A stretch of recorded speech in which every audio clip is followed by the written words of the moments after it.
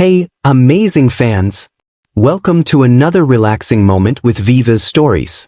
Before we dive into the drama, don't forget to subscribe, smash that like button, and share your thoughts in the comments. Your support means the world to us.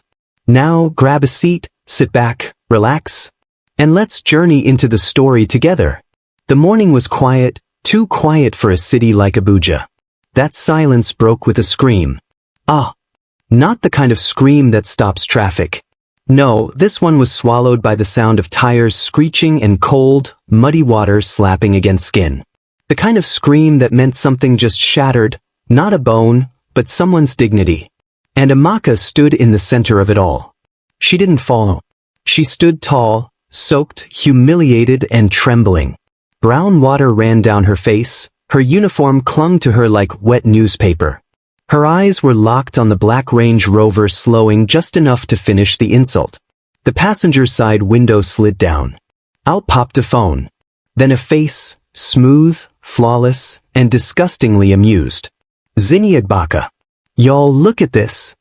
Zinnia said, live streaming to over 300,000 followers. This is why I can't with these streets. Cleaner girl just caught a mud bath. Amaka didn't move. Her boiled egg had burst on the pavement. Her puff-puffs drowned silently in the puddle that ruined her day. Zinnia's laughter rang through the street like a fire alarm. I mean, how are you poor and dirty? Girl, choose a struggle. The SUV drove off with a growl. The splash was over. But what Zinnia didn't know, someone else was watching. 2 floors up, behind the tinted glass. Kalu Obesai lowered his coffee cup. He'd been sitting in the back of his black Lexus SUV, waiting for his assistant to come down with his briefcase. But what he saw outside the window made him lean forward. A woman. Drenched. Silent. Proud, but broken. He watched as the SUV sped away. As the woman in uniform stood her ground without saying a word. He frowned. James, he said into his earpiece. Get me everything you can on Velvet Grove Hotel's cleaning staff. One girl. Exit. Amaka. His driver blinked in the rearview mirror. Sir? Just do it. Inside Velvet Grove Hotel, 7:51 a.m. Amaka stood before the mirror in the cleaner's bathroom. Her face was blotchy, but dry now. Her coworkers stared at her like she had returned from war. Zinnia again? Whispered Ngozi, pulling Amaka's stained jacket from the bin. She filmed you? Asked Rebecca, her voice already trembling. You're online. Amaka didn't answer. She wiped the edge of her eye and nodded once. You should report her, Mama Igioma said, arms crossed. That girl thinks say we be rag. Amaka half smiled. Report her to who? The same people she drinks wine with? The room fell silent. Maybe it's time I stopped pretending I matter here, Amaka added, tying her apron tighter. Let me just finish my shift. But her shift wouldn't finish. Not the way she planned. Zinnia sweet. Meanwhile, Zinnia was replaying the video for the 4th time. Every time she zoomed in on Amaka's face, she laughed harder. Babe, you're evil, said her best friend, Palu, from behind a satin pillow. Please, Zinnia scoffed. I made her famous. She was invisible until today.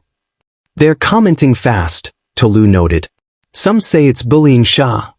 Zinnia waved her hand dismissively. That's just broke people being sensitive. She should have stayed out of the way. Just then, a notification pinged. At Obesai Group official liked your video. Zinnia grinned. See? Even the elites are watching. Let them talk. But she didn't realize who exactly had liked it. And why? 9:05 a.m., manager's office. Amaka's feet dragged across the velvet carpet. She barely made it into the office before Mrs. Een, the hotel manager, started shaking her head. What did you do, Amaka? I was just walking to work. Then why is your face trending with #GutterQueen? Zinnia splashed me. She filmed it. Mrs. Een gave a cold smile, folding her arms. This is a 5-star hotel. Our staff can't be associated with drama. But she. No buts. Take a week off. No pay. Sort yourself out. Or don't come back at all. Amaka's lips parted slightly. But she nodded. She left without another word. What else was there to say? Back at the lobby, same time. Kalu Obesai stood near the reception desk, blending in like another silent VIP.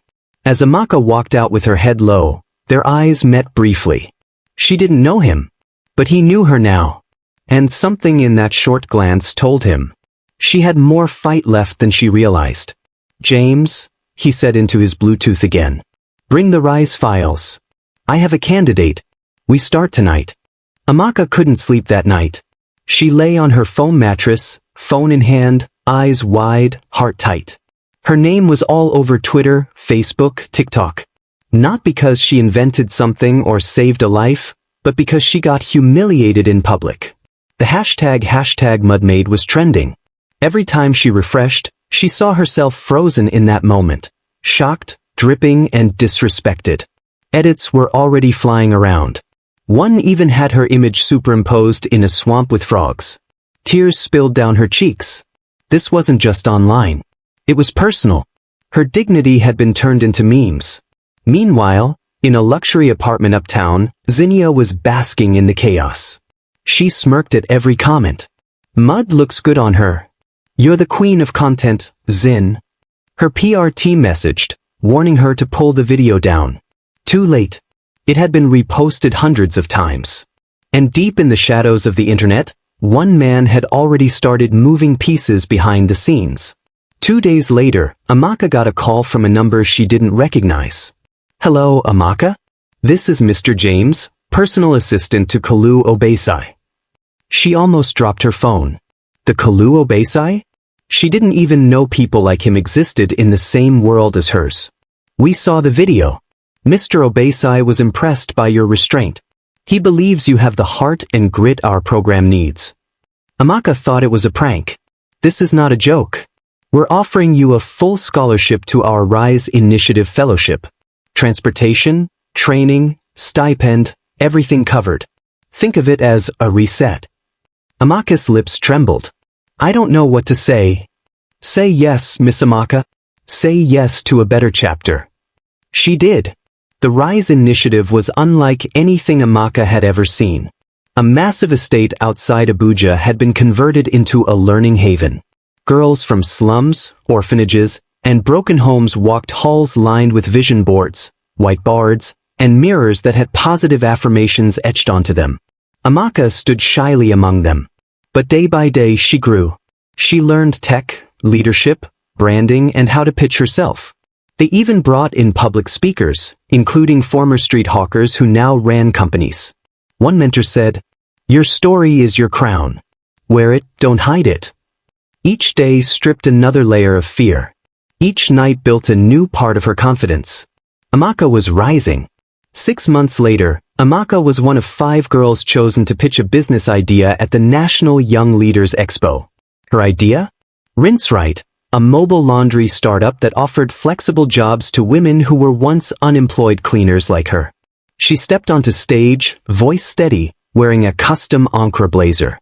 Her story stunned the crowd. She finished with, "I was mocked for being muddy. But mud can grow something beautiful if you don't quit." The hall erupted in applause. Little did she know that someone familiar was walking into the hall. Zinnia.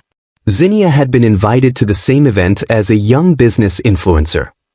She laughed her way into the hall with her assistant, but froze when she saw the girl on stage. Is that her? That's the mud girl? The audience was on their feet, clapping for Amaka. Zinnia sat down quietly, the smile on her lips erased. She didn't clap. She didn't blink. "She looks different," her assistant muttered. "She looks powerful," Zinnia whispered back. During the panel Q&A, Zinnia grabbed a mic. "Congratulations, Amaka. But let's be honest, without Mr. Obesai, would you be here? Aren't you just lucky?" Guess. Whispers. Amaka smiled gently. "Luck didn't hold my hand when I was crying myself to sleep. Luck didn't clean the mud off my uniform. I worked for this." Zinnia flushed. But before she could say more, Kalu himself stood. "I saw how she handled humiliation. That's leadership. That's why I chose her." Silence. Respect. Amaka won the grant, $250,000 and personal mentorship from Kalu Obesai. Cameras flashed. Her story went viral again, but this time for the right reasons. Zinnia left the hall in silence. Her sponsor pulled out of a deal the next day. 1 year later, Rinse-Right had over 300 employees across 5 states. Amaka launched a scholarship for low-income girls. She was invited to panels, podcasts, even a TEDx talk. Her favorite quote? "Your worst day might become someone else's best hope." Zinnia applied to a new reality show designed to teach spoiled influencers humility. Her first task? Clean a hotel toilet. In uniform. As she scrubbed silently, a woman walked past in heels and a press pass. Amaka. They locked eyes. "Tables do turn," Amaka said softly. "They always do," Zinnia whispered. Fade out. Thank you for watching. Make sure you like and subscribe. Don't forget to turn on the notification bell for newly created content.